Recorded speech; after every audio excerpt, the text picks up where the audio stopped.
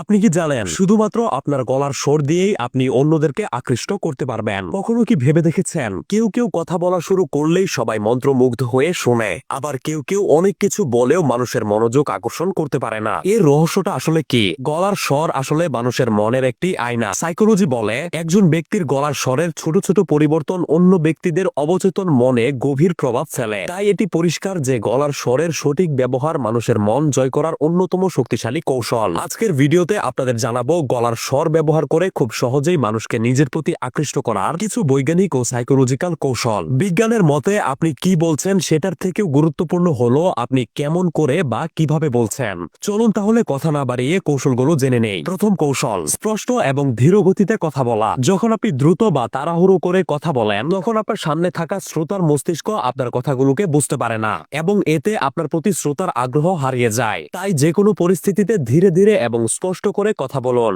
এতে আপনার কথার গুরুত্ব এবং গ্রহণযোগ্যতা বেড়ে যাবে। অবশ্যই মনে রাখবেন, কথা বলার সময় প্রতিটি শব্দের উচ্চারণ যেন পরিষ্কার হয়। এবং সবথেকে গুরুত্বপূর্ণ সাইকোলজিক্যাল কৌশল হলো শ্রোতার চোখে চোখ রেখে কথা বলা। শ্রোতার চোখে চোখ রেখে কথা বলুন এবং চোখে চোখ রাখাটা হতে হবে আঠালো চাহনি, অর্থাৎ এমন ভাবে তাকিয়ে কথা বলবেন যেন অপর পাশের ব্যক্তির মনে হয় আপনার চোখ আঠার মতো তার চোখের সাথে লেগে আছে। দ্বিতীয় কৌশল, selecting the appropriate pitch and vocal tone, অর্থাৎ সঠিক পিচ বা কণ্ঠস্বরের উচ্চতা নির্ধারণ করা। কৌশলটির নাম শুনে হয়তোবা কিছুই বুঝতে পারেননি। চলুন সহজভাবে এই গুরুত্বপূর্ণ কৌশলটি বুঝিয়ে দেই। আপনি যেখানে যখনই কথা বলুন না কেন আপনার গলার স্বর কখনো খুব উঁচু বা কখনো খুব নিচু হওয়া উচিত নয়। খুব উচ্চ স্বরে কথা বললে সেটা বিরক্তিকর লাগতে পারে এবং খুব নিচু স্বরে কথা বললে শ্রোতার মনোযোগ ধরে রাখা কঠিন হয়ে যায়। গবেষণায় দেখা গেছে মাঝারি পিচের বা গলার ভোকাল মাঝারি স্বরে রেখে কথা বলা মানুষগুলোকে অন্যরা বেশি পছন্দ করে এবং বিশ্বাসযোগ্য মনে করে। তাই আপনি যদি কণ্ঠস্বরের মাধ্যমে সবার কাছে নিজেকে আকর্ষণীয় করে তুলতে চান তাহলে আপনাকে সবসময় মাঝারি স্বরে কথা বলতে হবে। তৃতীয় কৌশল, গলার স্বরে আবেগ এবং আন্তরিকতার প্রকাশ। শুধু খুব বেশি তথ্য দিয়ে কথা বলতে পারলেই মানুষ সেটা শুনে আকৃষ্ট হবে না, বরং আপনি যা বলছেন তার সঙ্গে নিজের আবেগ যুক্ত করুন। যেমন আনন্দের বিষয় হলে আপনার গলায় আনন্দের প্রকাশ স্পষ্টভাবে থাকতে হবে। আবার গুরুত্বপূর্ণ বা সিরিয়াস কোনো কথা বললে গলার স্বরের ভেতরেও গভীরতা থাকতে হবে। এটি করতে পারলে সাইকোলজি অনুসারে শ্রোতা আপনার সঙ্গে খুব দ্রুত এক ধরনের মানসিক সংযোগ তৈরি করতে পারবে। চতুর্থ কৌশল, সঠিক সময়ে বিরতি বা পজ নেওয়া।